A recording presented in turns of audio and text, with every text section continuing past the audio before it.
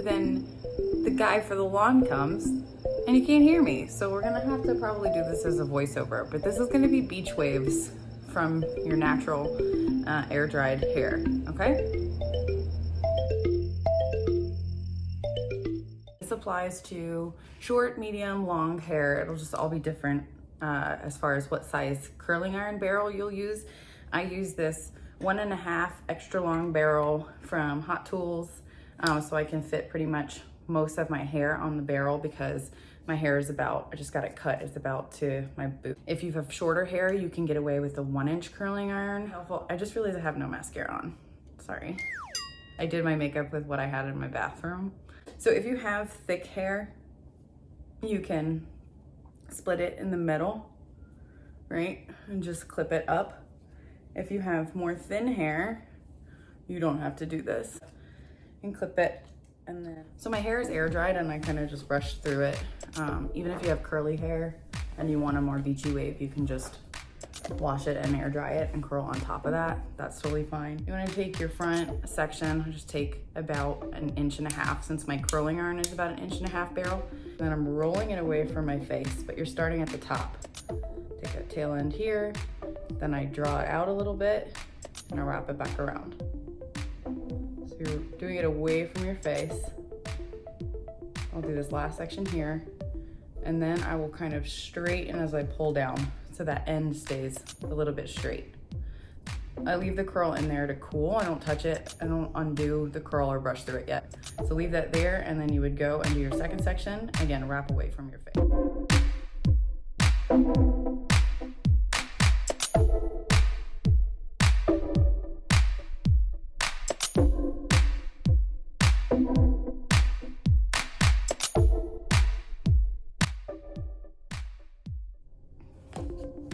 Now when you do this other side, your wrapping technique is going to be different. Whether you're right or left-handed, this will be easier on one side.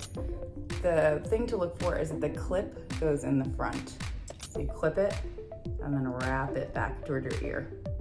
So again, we're starting at the top, and then we're bringing the curling iron down, wrapping it. Again, leaving that end out a little bit, and we'll bring it down and we'll kind of straighten it and pull it as we bring it out.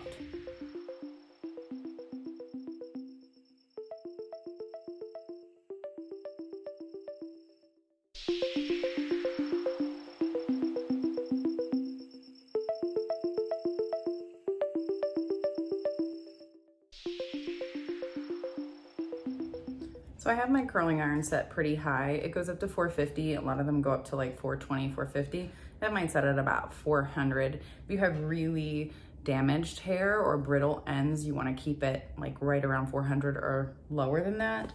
Sometimes I'll pump it up to 425. So I'm gonna let this top section down, and you're gonna part your hair where you want it parted. I'll part it really probably in the middle, because that's where I've been wearing my hair. If you see any grays, just ignore, please. If you're lightly brushing, just try to lightly brush the top layer. You're gonna get a little bit of the bottom layer. So I adjust that. If you wanna put dry shampoo in, you can put it in ahead of time. So now we're gonna do the top layer, grab my section. Now we're gonna start a little bit lower. This thing is steaming. So we're gonna start about where my eye is, starting to curve that to give a nice frame to the face. Curve around, and then drop that. So we don't want to curl too high.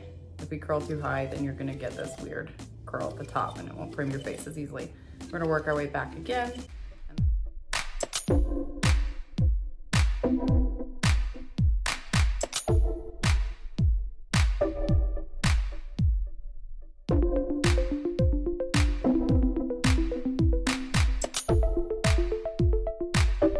Like I said, you're gonna leave this curled. I haven't touched it yet. I've also split my hair in the back to bring it all to the front. So I'm not doing much in the back. I'm pretty much grabbing, this is the back of my hair right here, pushed toward the front. I'm kind of grabbing those pieces and just wrapping them back. But now to this side, same thing. So for these front sections, again, you wanna start the curling iron in the front. You wanna start it a little bit lower than you were the rest of your hair Give that frame to the face. Try to match both sides so that one's not higher than the other. And then go ahead and let that out.